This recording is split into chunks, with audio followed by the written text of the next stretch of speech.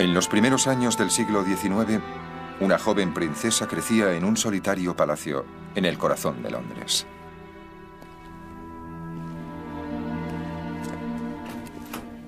Llevaba una vida extremadamente protegida, observada y vigilada de cerca por sirvientes, ya que estaba destinada a ser la reina de Inglaterra. Durante la mayor parte de su infancia, sus dominios se reducían al salón de juegos.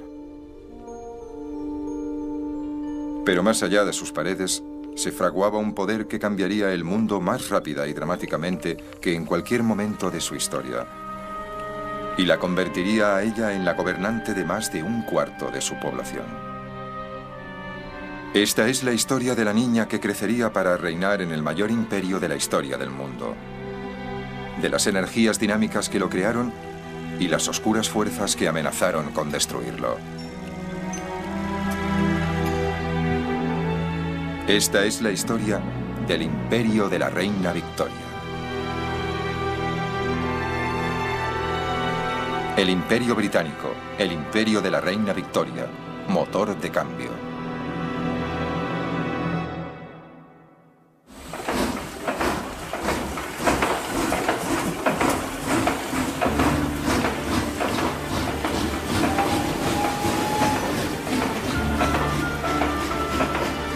El reinado de la reina Victoria vio el nacimiento del mundo moderno. En Gran Bretaña, en la primera mitad del siglo XIX, se liberó una fuerza que haría tambalear a muchas dinastías y cambiaría la vida de casi todos los seres humanos del planeta. El vapor era el genio de la edad moderna, y fueron los británicos quienes lo dejaron salir de la botella. Convertiría a su pequeña isla en el taller del mundo. Construirían ferrocarriles y barcos de vapor para extenderse por el globo y forjarían las armas para gobernarlo. Pero mientras enviaban a sus exploradores y ejércitos a los rincones más lejanos de la Tierra, se enfrentarían a un desafío aún mayor: los infranqueables rápidos y los nativos hostiles. Este desafío se resumía en si debían utilizar su poder para el bien o para el mal, mejorar el mundo o meramente subyugarlo. La lucha por cómo utilizar su poder dividiría a los hombres más famosos de la era victoriana. Misioneros como David Livingstone, ingenieros como Isambard Kingdom Brunel, héroes militares como Gordon de Khartoum, escritores como Charles Dickens, y políticos como William Ewart Gladstone y Benjamin Disraeli. Confrontaría a Victoria con una revolución industrial, social y finalmente política. Una revolución que amenazaría su herencia, su trono y hasta su vida.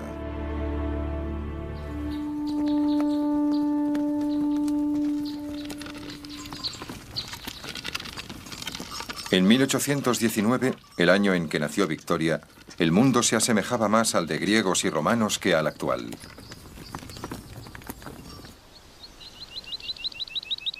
La mayoría de la gente vivía y trabajaba la tierra. Disponían de pocas máquinas y las que tenían se movían gracias al viento o al agua, o más comúnmente, tiradas por caballos. Los grandes percherones de la vieja Inglaterra limpiaban el terreno, araban los campos y transportaban sus productos a los mercados. La fuerza de los caballos establecía el límite de velocidad y el medio más rápido de transporte público era la diligencia tirada por caballos.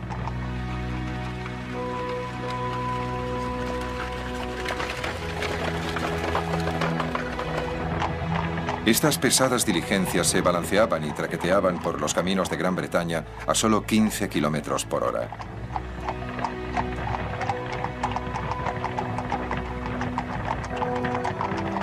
En 1830 las utilizó con mucha frecuencia un joven periodista, Charles Dickens, quien comparó la experiencia con ser desmembrado en vida en una rueda de tortura.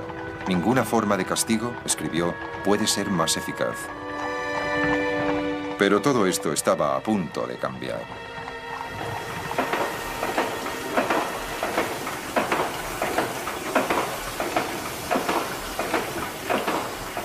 Gran Bretaña había sido la pionera de la era del vapor.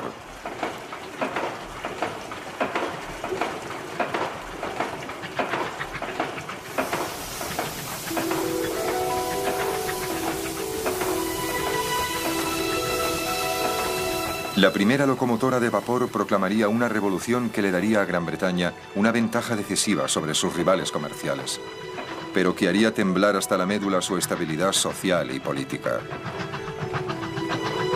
En 1829 se terminó el primer ferrocarril público, uniendo las ciudades de Liverpool y Manchester. Las locomotoras de George Stephenson corrían sobre las vías de hierro a la sorprendente velocidad de 55 kilómetros por hora. Pero la ceremonia de inauguración se vio ensombrecida por un lamentable incidente. Un importante miembro del gobierno fue atropellado por la locomotora más rápida de Stephenson, la Rocket, falleciendo a consecuencia de ello. Había llegado el mundo moderno.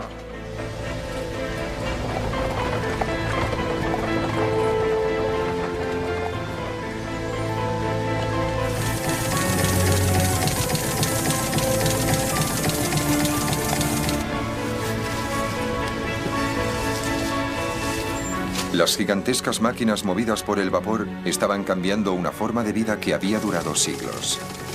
Pero esta visión del poder y el progreso también tenía un lado oscuro, consecuencia de las ricas recompensas.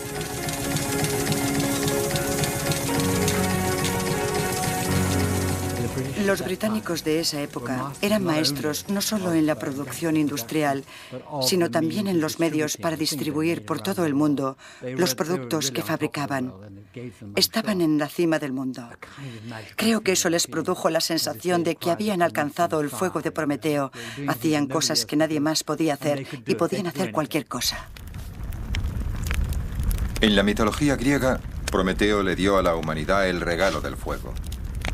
Si los británicos suponían que los dioses les habían hecho un regalo de la misma magnitud, muy pronto descubrieron que tenían que pagar un precio terrible. Convulsiones sociales, privaciones físicas y una desesperada miseria que convirtió grandes zonas de esta tierra verde y agradable en un infierno viviente. Inglaterra estaba realmente en la cúspide de lo que consideramos la revolución industrial. De hecho, había sufrido una gran cantidad de cambios. Un tremendo crecimiento de la población que se desplazaba en masa a las ciudades. Por ello no había viviendas suficientes, los servicios eran horribles, masificación, unas condiciones extremadamente malas. La gente moría a edad temprana, había muchos accidentes y enfermedades industriales, había muchas probabilidades de morir antes de cumplir los 45 años. En ese momento no había ninguna protección.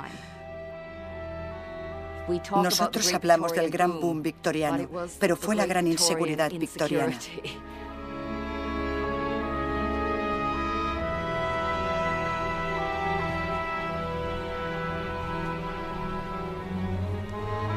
Era un mundo de éxito o fracaso, riqueza o pobreza, dinámico e inseguro, el que Victoria heredó cuando a los 18 años de edad emergió del lujoso capullo de su palacio para ser coronada reina de Inglaterra.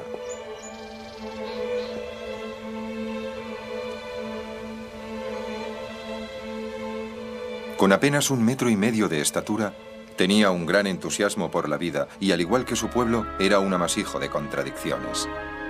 Comía abundantemente, pero se preocupaba por su peso. Le gustaba montar a caballo, pero odiaba el ejercicio. La describieron como terca y malhumorada, buena y generosa.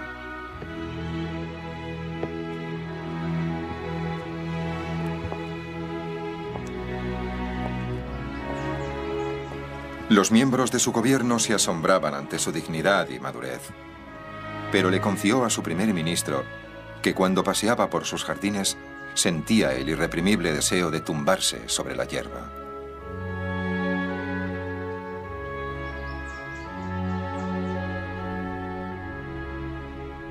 Muchos, incluyendo al escritor Thomas Carlyle, suponían que la superarían las fuerzas que se agitaban fuera de los muros de su palacio. Pobre pequeña reina. Tiene una edad en la que a una joven no se le confía ni la elección de un sombrero. Pero se le ha asignado una tarea ante la cual se encogería hasta un arcángel. Victoria había llegado al trono en un momento en el que la monarquía y la idea del imperio eran igualmente repugnantes para muchos de sus súbditos. Su abuelo, el loco rey Jorge III había perdido las colonias americanas. Y su tío Jorge IV era tan ampliamente despreciado que su muerte se celebró con borracheras en las calles de la capital.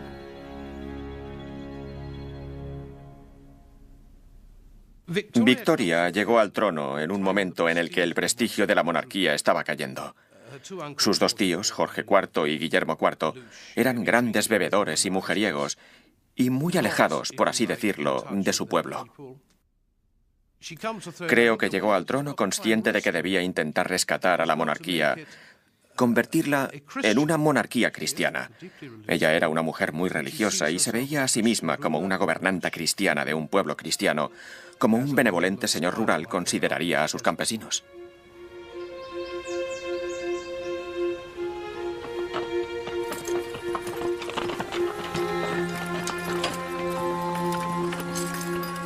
Pero Gran Bretaña ya no era una tierra de campesinos. Los súbditos de Victoria abandonaban las granjas para ir a las fábricas. Cambiaban sus casitas en el campo por los barrios bajos de la ciudad. Gran Bretaña sufría la primera revolución industrial de la historia del mundo. Vería el nacimiento del sistema fabril, las líneas de producción, la era de las máquinas. Cambiaría no solo la naturaleza de la industria, sino la de la sociedad, tal vez incluso de la humanidad. Charles Dickens describe una de las nuevas ciudades fabriles en la que muchos de los súbditos de Victoria se veían obligados a vivir. Era una ciudad de máquinas y altas chimeneas, de las que salían interminables serpientes de humo que se enrollaban sobre sí mismas. Tenía un canal negro y un río de color púrpura con un tinte maloliente. Vastas aglomeraciones de edificios llenos de ventanas de los que salía un ruido tembloroso durante todo el día y en la que los pistones de las máquinas de vapor subían y bajaban monótonamente como la cabeza de un elefante en un estado de locura melancólica.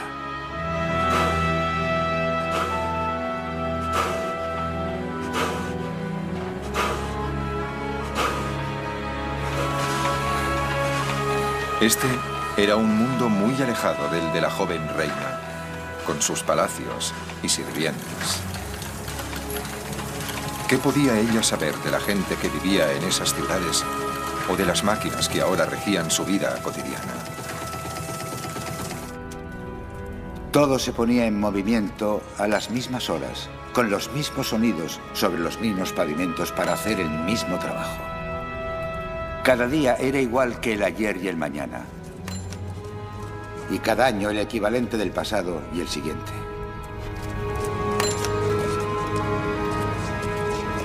Una vez, durante un viaje por las zonas industriales, la reina vio de pasada este otro mundo.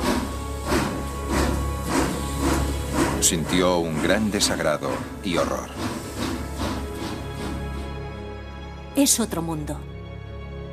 En medio de tanta riqueza, parece que solo hay chimeneas, hornos encendidos rodeados de casas miserables. Y si a esto añadimos una atmósfera densa y negra, tendremos una primera impresión de la vida que un tercio de mis pobres súbditos se ven obligados a llevar.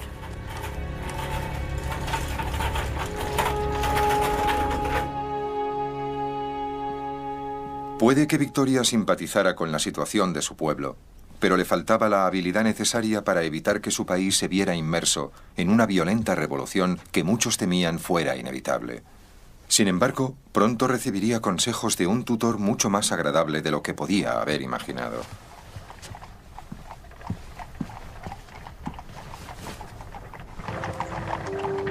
Cuando tenía 20 años, se le presentó a Victoria un pretendiente para que diera su conformidad, su primo alemán, el príncipe Alberto de Sajonia-Coburgo.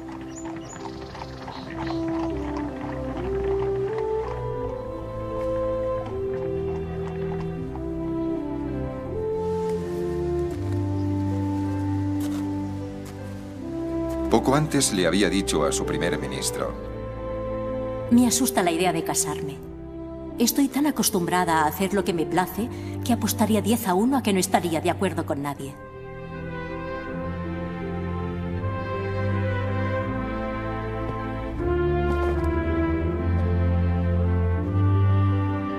Pero ahora cambió de opinión.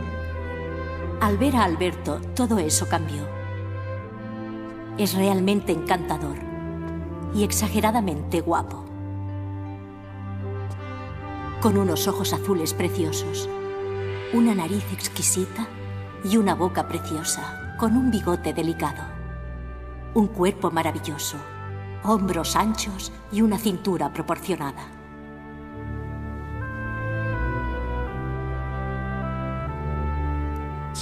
De pronto allí estaba Alberto, con un aspecto resplandeciente, y ella dispuesta a proponerle en matrimonio, cosa que hizo al día siguiente. Tenía que proponérselo ella porque era la soberana. Por supuesto, Alberto estaba preparado y dispuesto a decir que sí. Le habían ofrecido el empleo de príncipe consorte de la reina más grande del mundo. Era un trabajo que cualquier hombre en su situación habría aceptado, y además no tenía otro empleo. Se convocó al príncipe para que acudiera a ver a la reina en su salón. Llegó cuando yo estaba sola y le dije que suponía que sería consciente de por qué le había hecho llamar y que me haría muy feliz si consintiera a mis deseos. Me dijo que sí. Sentí que era el momento más feliz y brillante de mi vida.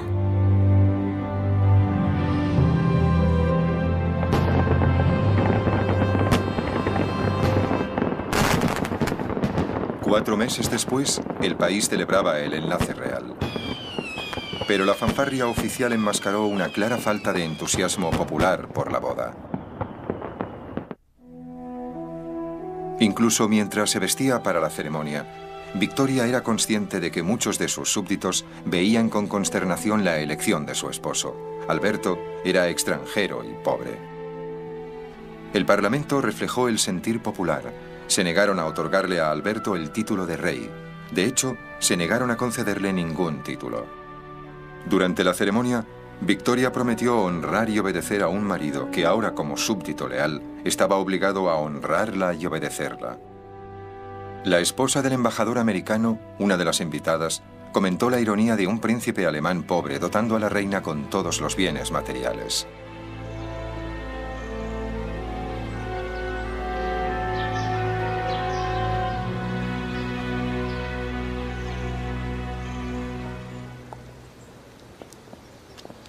El príncipe se había ganado la mano de una reina, pero le sería más difícil ganar el corazón de su pueblo.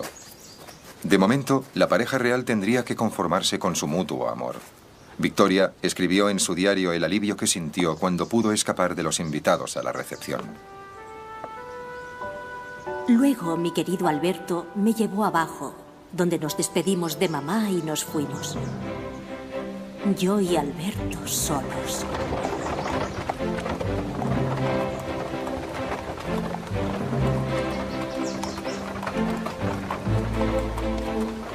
Victoria había elegido pasar la luna de miel a pocos kilómetros de Londres, en el antiguo castillo de Windsor, propiedad de los reyes y reinas de Inglaterra desde el siglo XII.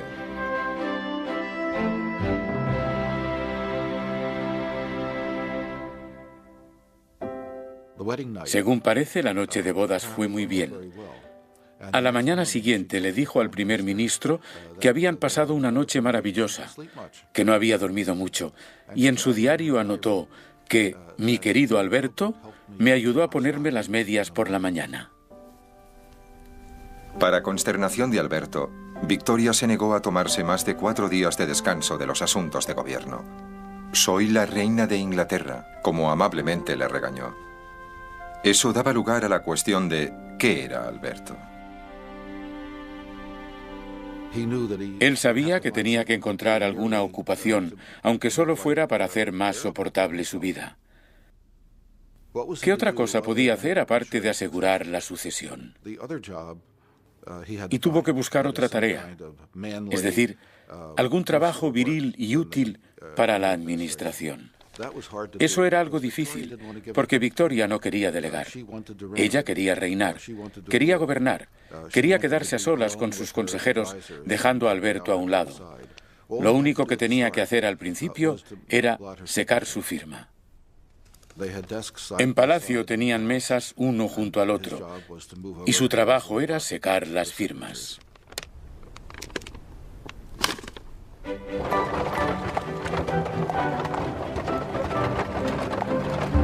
Cuando iban juntos en su carruaje, era Victoria quien invariablemente cogía las riendas, provocando chistes sobre quién mandaba en realidad. Era una faceta del carácter de la reina que creó problemas a otros hombres de su vida, notablemente a los miembros más importantes del gobierno de Su Majestad. Puede que la reina quisiera gobernar sola, pero en realidad tenía que hacerlo con el consentimiento del Parlamento.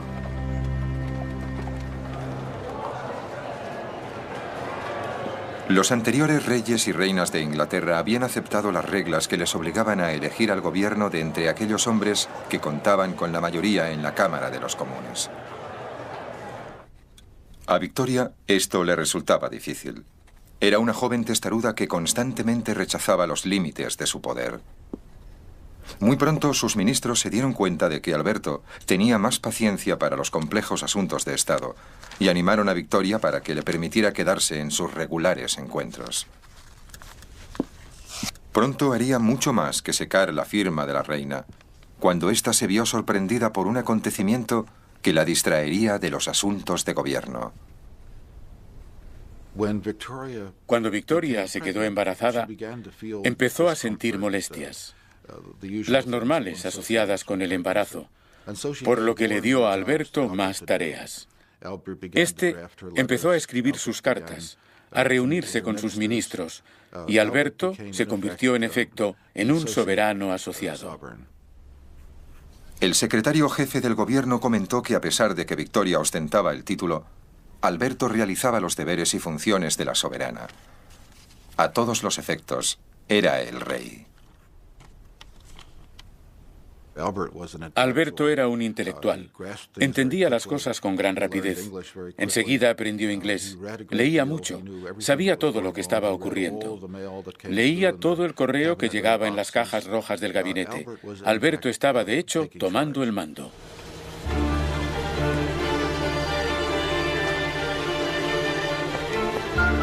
Alberto sentía un gran interés por la industria y los inventos, y quería que la reina lo compartiera. La introdujo en los desarrollos de la tecnología que, sin su entusiasmo, podrían haberle parecido demasiado complejos, mecánicos y mugrientos para que les prestara su real atención.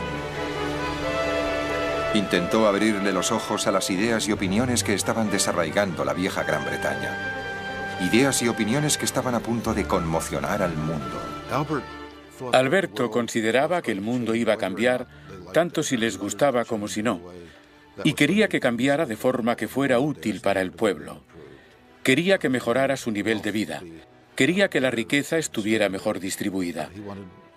Quería que más gente se beneficiara de los nuevos inventos. En este sentido, era un liberal.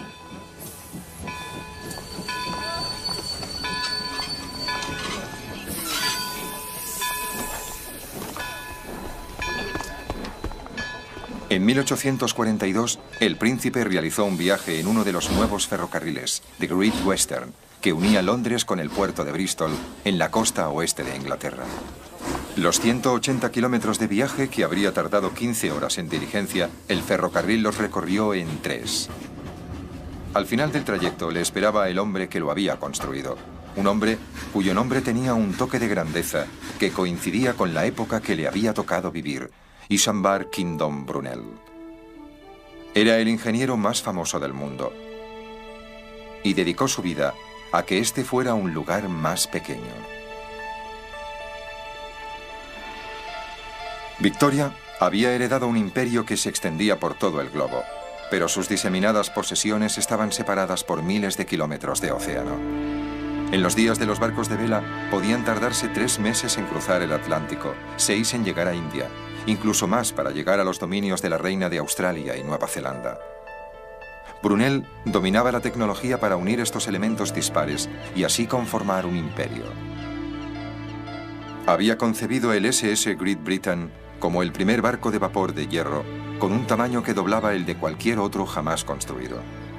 Fue diseñado para reducir el viaje cruzando el Atlántico de 3 meses a solo 15 días. Brunel personificaba el espíritu de la ambición sin límites, que sería el sello del imperio de Victoria. Aprovechó la oportunidad de la visita del príncipe Alberto para convencerle del potencial de este método nuevo y dinámico de transporte.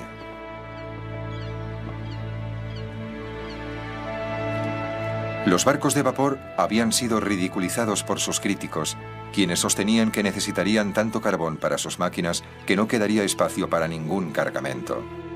Brunel demolió este mito con una compleja ecuación matemática. En términos más simples, demostró que cuanto más grande fuera el barco, mayor sería el espacio disponible para mercancías, pasajeros o tropas. Era el principio del fin de los grandes días de la vela. El SS Great Britain sería el primero de una nueva raza de vapores oceánicos que unirían aún más la madre patria con sus posesiones imperiales. Y su capacidad de navegar en línea recta a despecho de vientos y corrientes tendría un impacto vital en otro de los grandes inventos de la era victoriana.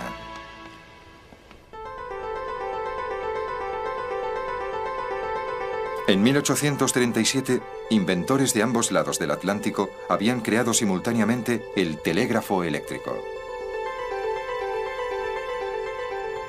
Brunel sostenía que sus ferrocarriles proporcionaban la ruta perfecta para los cables del telégrafo que unirían ciudad con ciudad, mientras que sus barcos de vapor podían tender los cables del telégrafo por los mares para unir nación con nación.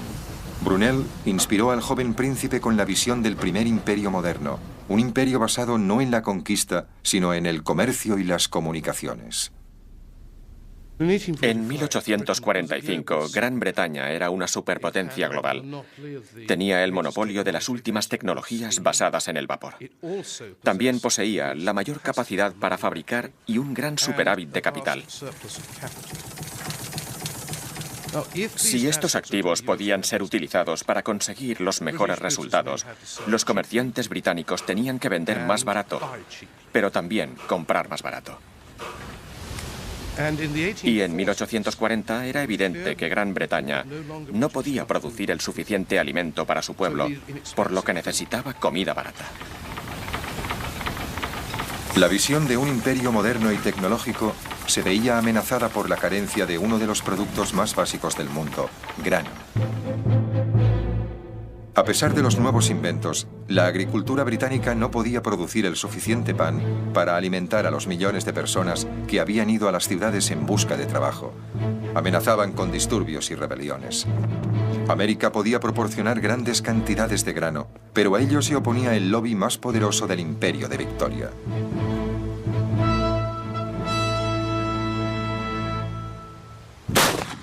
Los terratenientes, los señores, eran el poder dominante en el Parlamento. Su riqueza provenía de la agricultura y estaban determinados a mantener los altos precios por sus cosechas, especialmente el grano. Utilizaron sus votos en el Parlamento para imponer unos impuestos más altos a las importaciones, las infames leyes del maíz, que llevarían al país al borde de la insurrección armada.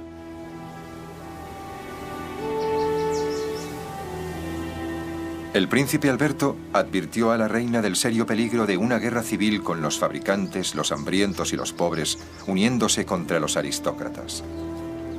Le dijo que solo podía terminar con la ruina de la aristocracia y el fin de la monarquía, y que podía llegar a ser una amenaza para la vida de Victoria. La crisis llegó a su punto álgido en la colonia británica más antigua, Irlanda.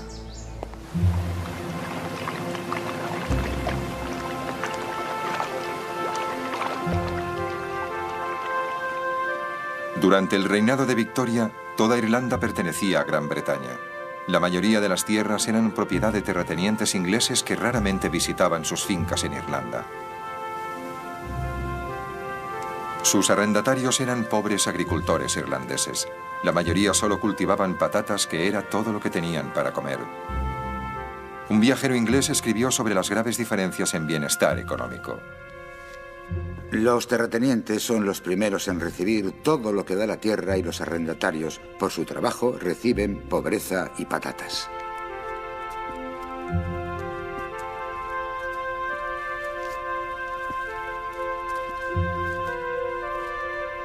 En 1845 la cosecha de patatas irlandesas se vio azotada por una misteriosa plaga que dejaba los tubérculos negros y podridos. Las cosechas se perdieron. Varios testigos describieron la creciente angustia y desesperación. La angustia y el miedo se veían reflejados en todos los rostros. El desgraciado pueblo se retorcía las manos y se lamentaba amargamente por la destrucción que les había dejado sin comida.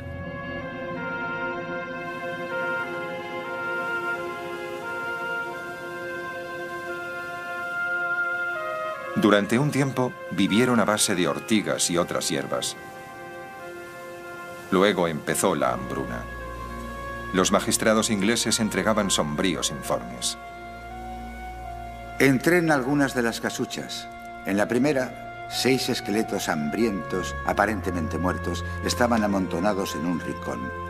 Me acerqué a ellos horrorizado y descubrí, por sus leves gemidos, que estaban vivos. Capitán Wynne, oficial del ejército británico. Madres temblando en la nieve y la aguanieve, lanzando exclamaciones de desesperación, mientras los niños gritaban de hambre. Puedo soportar cualquier otra cosa que pueda encontrar aquí, pero esto no puedo resistirlo.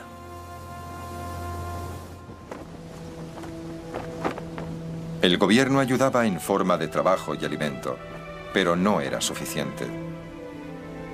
La reina escribió desde el castillo de Windsor para quejarse de que el maíz del gobierno no llegaba a la gente que pasaba hambre. Después de todo lo que hemos hecho para proporcionarles alimentos a los necesitados, los terratenientes se apropian del maíz del pueblo y usan el trabajo de los pobres para mejorar sus propiedades a costa del erario público.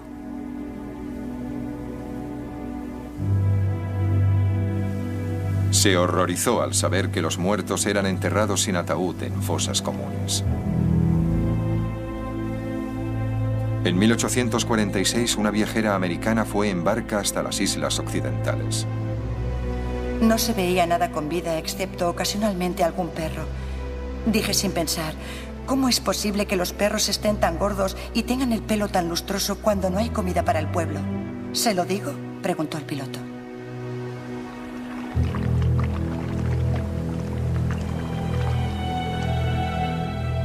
Mientras los perros buscaban comida entre las tumbas, 1,5 millones de personas morían de hambre.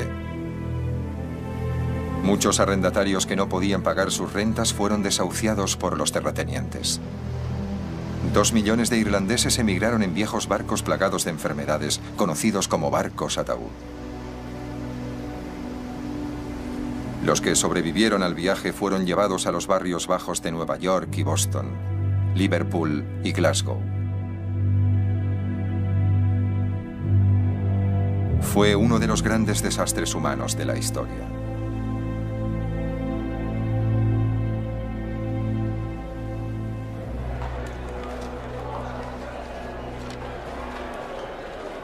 El Parlamento británico estaba dividido.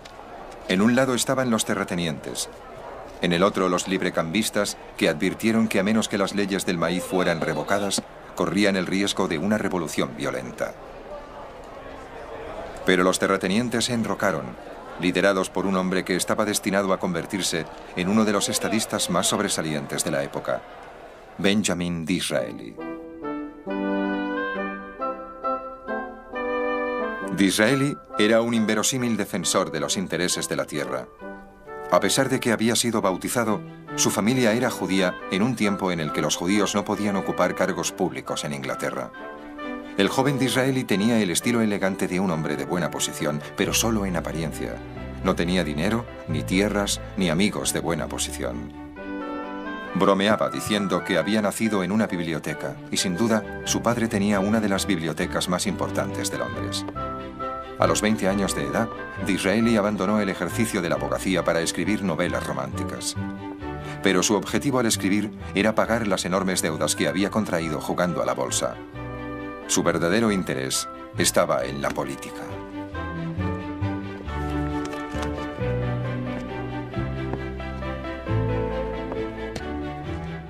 La entrada de Disraeli en política fue muy difícil. Le molestaban constantemente por ser judío La gente aparecía en las campañas electorales con asnos y le decían: «Vuelve a Jerusalén». Tuvo que enfrentarse a desagradables y crueles muestras de antisemitismo, pero algo a destacar en Disraeli era su determinación. Cuando por fin llegó al Parlamento, su estilo florido de hablar y su forma de vestir causaron sensación. Vestía con ropas que sorprendían a la gente.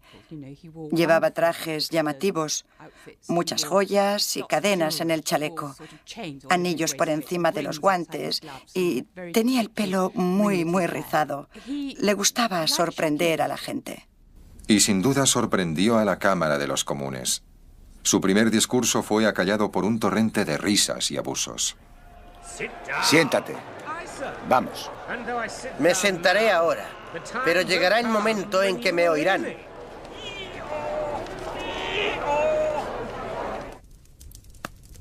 Disraeli modificó su forma de vestir y adaptó sus discursos al estilo del Parlamento.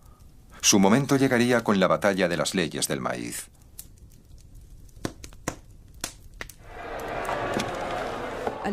Muchos de esos caballeros rurales no eran muy buenos hablando, pero Disraeli era un orador brillante. Acertados o equivocados, si están equivocados... Le dieron la oportunidad que había estado esperando. Y con los actuales gobernantes... Pero el oportunismo de Disraeli le ganó muchos enemigos en el Parlamento. Con mucho, el más importante de ellos era William Ewart Gladstone. El padre de Gladstone había sido propietario de esclavos en las Indias Occidentales. Y Gladstone se sentía atormentado por un profundo sentimiento de culpabilidad que le ayudó a convertirse en la conciencia del Imperio Británico. Lo más importante de la vida de Gladstone es que cuando tenía un problema, cualquier problema político, hablaba con Dios, le pedía que le guiara. Dios estaba en el centro de su vida, en el centro de su ser político. Y cuando consideraba al imperialismo se decía: ¿es esto piadoso? Y decidió que no lo era. Gladstone había sido elegido miembro del Parlamento como Tory o conservador, pero la hambruna irlandesa repugnaba a su conciencia y cambió de bando para unirse a los liberales y los librecambistas. La batalla resultante provocaría una enemistad de por vida entre los dos políticos, Disraeli y Gladstone, una enemistad que dividiría a la Inglaterra victoriana. Pero no había duda del partido que había tomado la reina. Cuando por fin el Parlamento votó la revocación de las leyes del maíz, el príncipe Alberto apareció en la tribuna del público para demostrar el apoyo real a los librecambistas. Los insultos procedentes de los bancos de los Tory le obligarían a abandonar y la reina lanzaría un feroz ataque contra sus críticos. Caballeros que solo se dedican a cazar durante todo el día, que por las tardes beben clarete u oporto y nunca estudian o leen sobre estas cuestiones.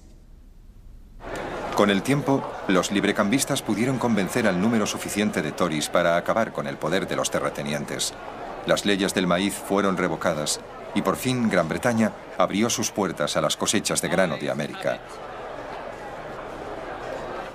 Muchos temían que fuera demasiado tarde.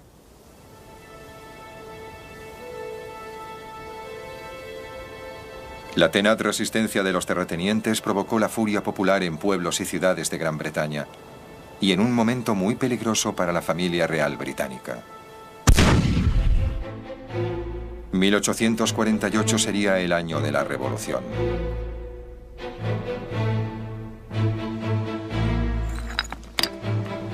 Empezó en el sur de Italia y se extendió rápidamente por la Europa continental. La turba armada se echó a la calle, asaltando los palacios de sus gobernantes y haciendo ondear la bandera roja de la revolución. Desde el santuario de su castillo medieval de Windsor, la soberana le confió a su tío Leopoldo, rey de los belgas. El estado de la política en Europa es crítico y una siente gran ansiedad por el futuro. La revolución haría tambalear los tronos de Francia, Rusia, Alemania, Austria, Italia, España y Turquía. Y no solo el trono de Victoria corría peligro.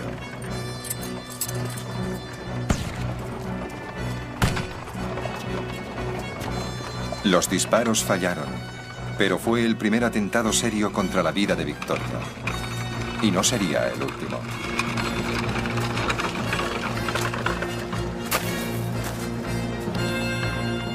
En la primavera de 1848, el gobierno de Victoria temía que la revolución hubiera llegado a Gran Bretaña. Sus agentes informaron de que 1 millón de hombres planeaban reunirse en Londres para marchar sobre el Parlamento. El pánico se apoderó de la capital. En los puentes sobre el río Támesis se colocaron cañones. Miles de policías y soldados fueron llamados a Londres. El temeroso gobierno instó a la familia real a subir a un tren para que fuera a su palacio junto al mar, en la costa sur de Inglaterra.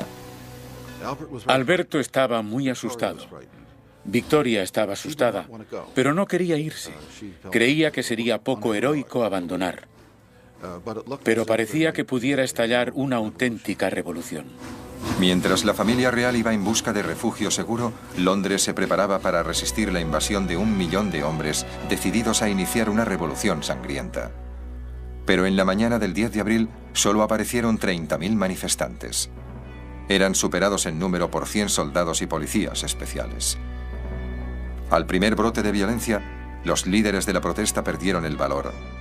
Imploraron a la muchedumbre para que se dispersara. Luego, el tiempo echó una mano.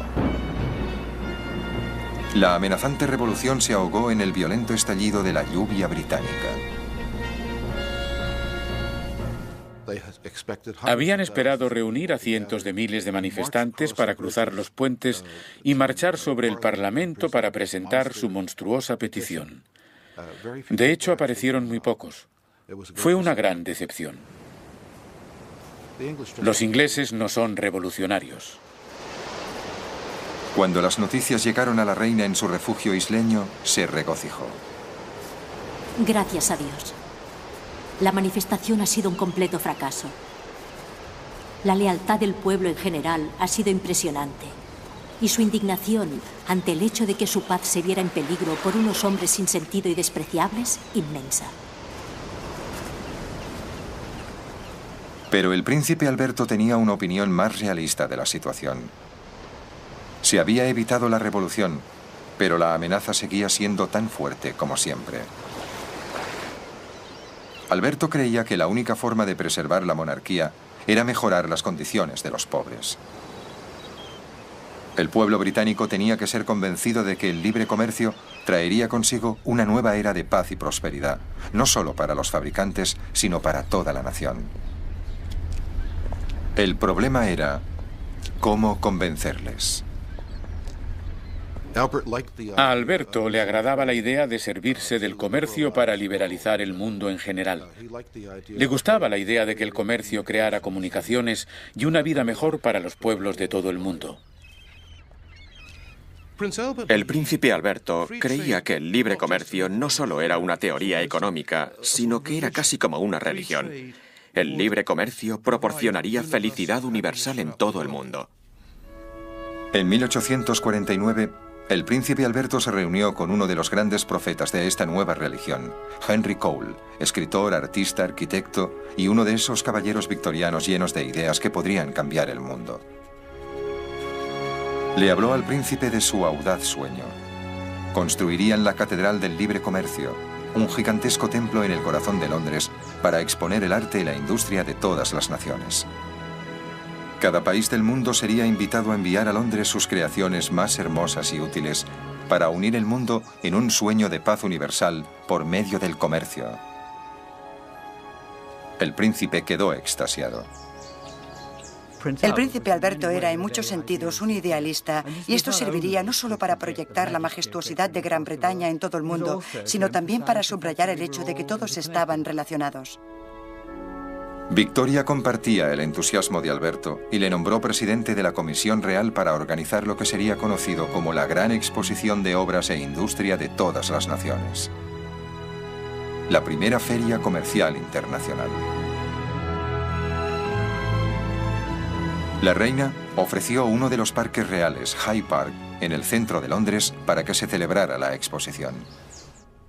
Pero la visión del príncipe Alberto fue rechazada por las mismas fuerzas que se habían opuesto a la revocación de las leyes del maíz. Primero, objetaron que llegarían a Londres hordas de extranjeros.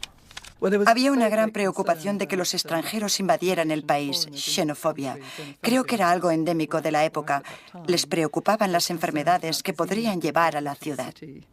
Los críticos cambiaron sus ataques al mismo edificio. El plan elegido por la Comisión Real parecía una bóveda gigantesca. Lo ridiculizaron.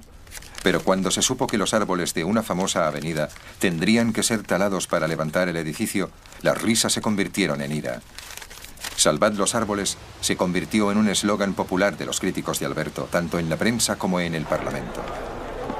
¿Van a sacrificar los árboles para uno de los grandes fraudes, el mayor disparate, el colmo del absurdo jamás conocido? El objetivo de los ataques era el príncipe Alberto. Era ridiculizado como el rey no coronado del jardín de infancia real, el semental extranjero que podía engendrar 9 hijos, pero que servía para poco más. Pero tras las burlas se temía que Alberto representara una amenaza al orden establecido. En cierto modo, Alberto iba muy por delante de su tiempo. La gente del gobierno no quería moverse tan deprisa como Alberto. Por ello se convirtió en alguien sospechoso para los políticos que eran más conservadores que él. Victoria y Alberto no sabían qué hacer. No solo estaba en juego la reputación de Alberto, era su sueño, el sueño de que el comercio mundial podría garantizar la paz en el mundo. El príncipe escribió desesperado a su hermano Ernesto.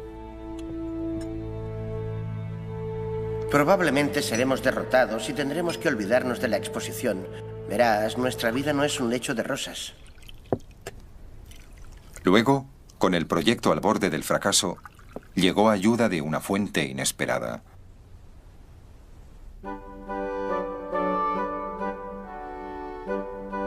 Joseph Paxton era el hijo de un granjero que había empezado a trabajar a los 15 años como ayudante de jardinero en la gran propiedad del duque de Devonshire, en el norte de Inglaterra.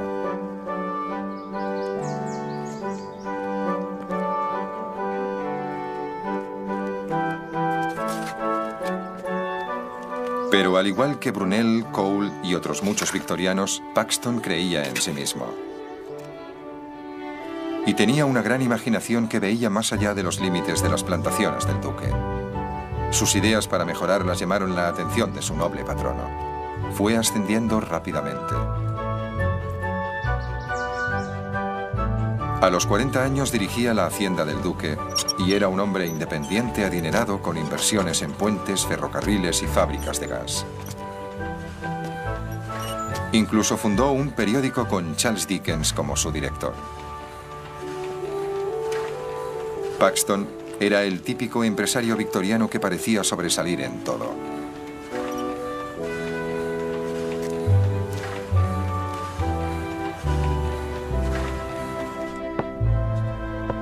Sabía que la exposición del príncipe Alberto estaba destinada al fracaso sin un edificio.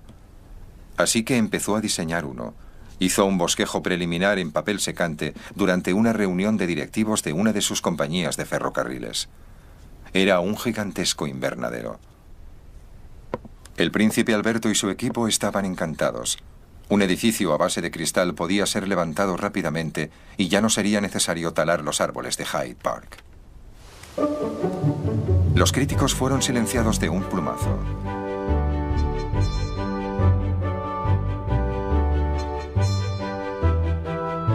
En el otoño de 1850, un ejército de 2000 obreros descendió sobre Hyde Park. El vasto armazón de hierro, con una extensión de casi 8 hectáreas, se levantó en solo 9 semanas.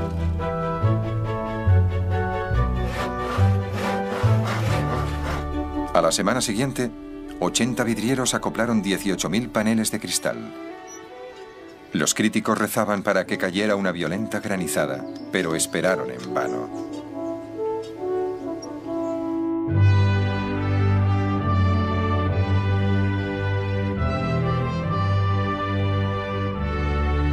El precioso edificio de Paxton conquistó el corazón de la nación.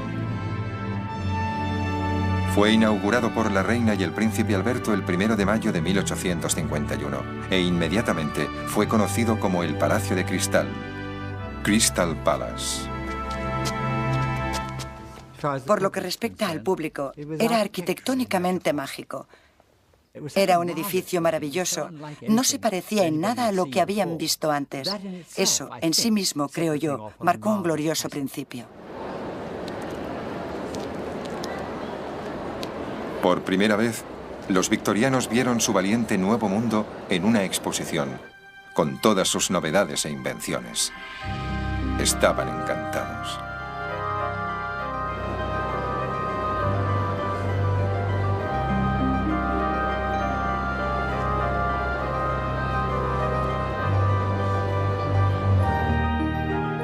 Tuvo un impacto tremendo. Todo el mundo estaba ansioso por ver este nuevo edificio y lo que había en su interior. En 3 meses lo visitaron más de 6 millones de personas. Si se considera que la población de Londres en esa época era de unos 2 millones, eso demuestra el impacto internacional que obtuvo.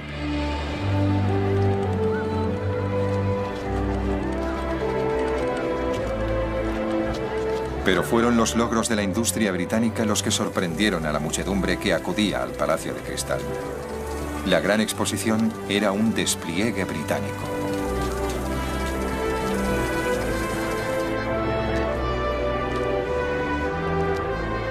Ningún otro país se acercaba en la producción de locomotoras, herramientas mecánicas, los símbolos de su grandeza industrial.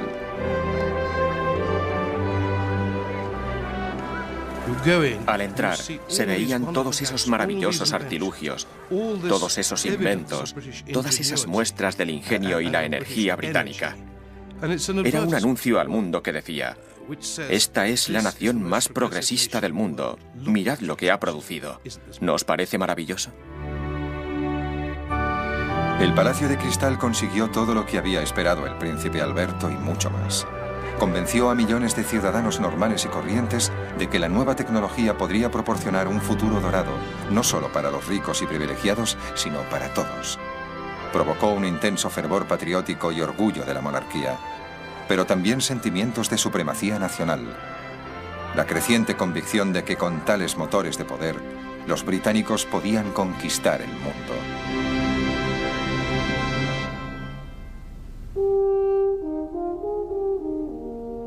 Después de la ceremonia inaugural, la reina dio las gracias. Dios bendiga a mi querido Alberto.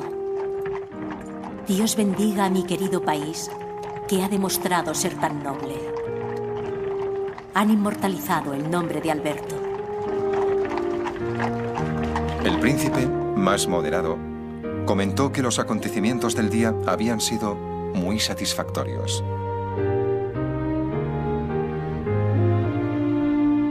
La gran exposición marcó el amanecer de una nueva era de libre comercio. Pero la visión de un mundo en paz y una hermandad de naciones del príncipe Alberto demostró ser más evasiva. En la década que siguió a la inauguración del Palacio de Cristal, Gran Bretaña se vería involucrada en 2 grandes conflictos que hicieron añicos las ilusiones de Alberto y colocó al Imperio de Victoria en un camino peligroso y sangriento hacia la dominación del mundo.